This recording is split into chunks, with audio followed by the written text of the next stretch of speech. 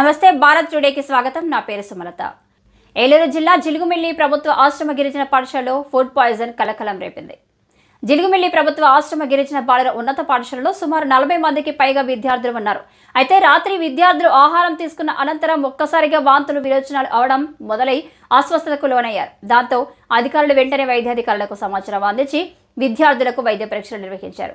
సుమారు 42 మంది విద్యార్థులు వాంతుల విరోచనలతో అస్వస్థతకు గురయ్యారు. అయితే ఎవరికి ప్రాణాపాయం లేకపోవడంతో అధికారులు ఊపిరి పీల్చుకున్నారు.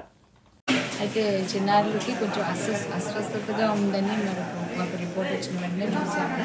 అయితే అందరికీ జస్ట్ మైల్డ్ డీహైడ్రేషన్ 2 సార్లు 3 సార్లు విరోచనాలు అయినట్టుగా ఉంది.